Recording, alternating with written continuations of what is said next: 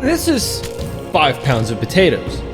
Actually a little less because I ate some of them. This is a few slices left of potato bread because I like potato bread and there's only a few slices left. But however, what goes in from this to making this?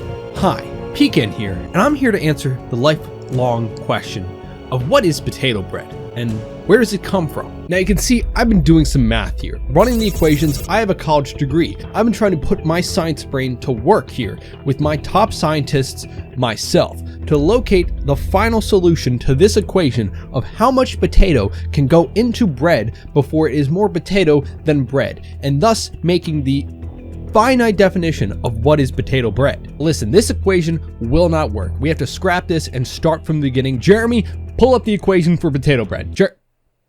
Jeremy's gone. He's missing. I'm gonna go find Jeremy after this, I swear. For the life of me, I couldn't imagine how many of these little potatoes had to go into a slice of bread to make it potato bread. How could you fit a potato in a bread? They don't add up. Obviously, I started from the beginning, looking at the basics. Newton, laws of physics. What do they mean? Potatoes. How big are they? Bread. The average slice of bread is about 1 ounce per slice. Now that's weight. We know the weight of the potatoes, but it varies between potatoes. However, we're still looking at the dimensions of the bread because a potato is not the same size as bread. Staying with me here? That's where we're getting most yeast bread recipes call for basic size slices of 9 inches by 5 inches. Again, not the size of a potato. Follow me here. Now I'm working just with averages to appease your small minds because this is a very complicated and convoluted and very contradicting assessment of potato knowledge. Potatoes are sold at grocery stores. Typically size is 2.5 inches in diameter. Now, what you're saying is, now that sounds like it could fit in a slice of bread. You're wrong because we do not exist on a y-axis by x-axis system, okay? Staying with me here, I hope you are. We exist in a 3-dimensional plane. There is a Y, Z, and X axis, not in that order. I threw it in that way to confuse you. Now listen, I've been pacing back and forth for this room to find the solution of how something of one dimension can fit into another dimension. Like how can Markiplier fit into the sides of my hand?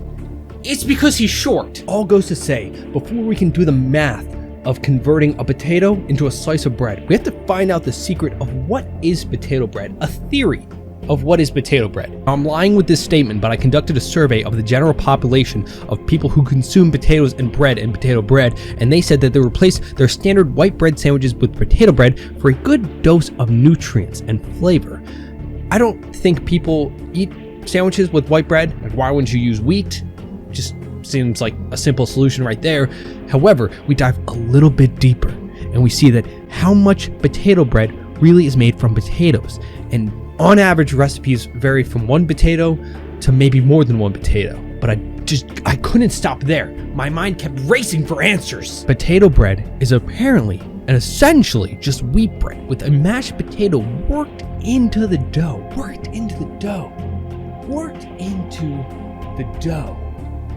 Now we know that sliced bread is only about 100 years old at this point. However, potatoes range far back in time, a staple of our ancestors. So why would they start putting potatoes in bread? Because it tastes good.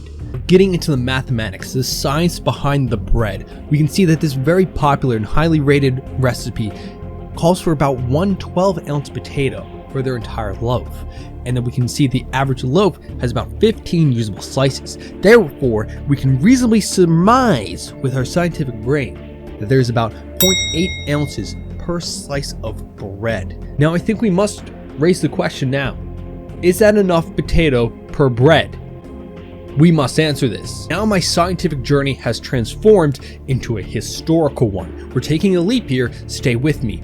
My journey took me to the great wheat shortage of 1797. Now we're talking about here is when flour for bread was hard to come by. They used potatoes instead. A substitute. A substitute. When we should have been using potatoes the whole time. This was shocking news for me to hear. Something that I love and treasure dearly, potatoes and bread, a great combination, was merely just a substitute. Now, of course, I began to rack my brain. answering the question of how much potato you could put into bread before it becomes more potato than bread. And in doing so, I brought myself to the basics. Once again, going back to square one. What goes into a loaf of bread? And of course that is flour, yeast, water, and salt. And of course in our potato bread recipe, we're replacing the wheat flour with potato flour, a much better substitute. Now, of course, if we were to increase the 1 potato per loaf into 2 or 3, it would just become too much potato. It wouldn't have much of a bread shape to it anymore. It would be, of course, more potato. And of course, my research brought me to the fact that the 4Kids dub for One Piece, Mihawk is French.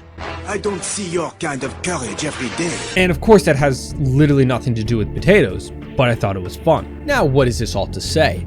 How much potato can we put in our bread loaf before it becomes more potato than bread? And is that a bad thing? Well, looking at this golden ratio for a bread loaf, we can see that it is containing 100% flour to water 60%, to salt 2%, and to instant yeast 1%. These are confusing numbers to me. However, I've run them, and I can tell you with a certain of a fact, I don't know how much potato we can put in here.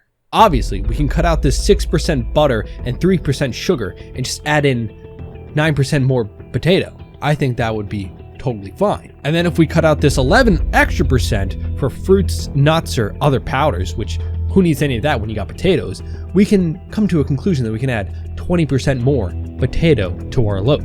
I think that is a reasonable number to increase our loaf by in terms of percent of potato. However, I wonder if we can push it even further. Now, it appears that I'm at the end of my road, my potato road, because I am not a chef. I am just a scientist. And doing the math here, I can only come to 20% as a reasonable point of potato. So I pass the question off to you, dear viewers. How much potato do you think we could fit into the loaf before it is more potato than bread? And of course, did I just waste your time with a video about potato bread? Yes, but also, how much potato can you fit in your bread?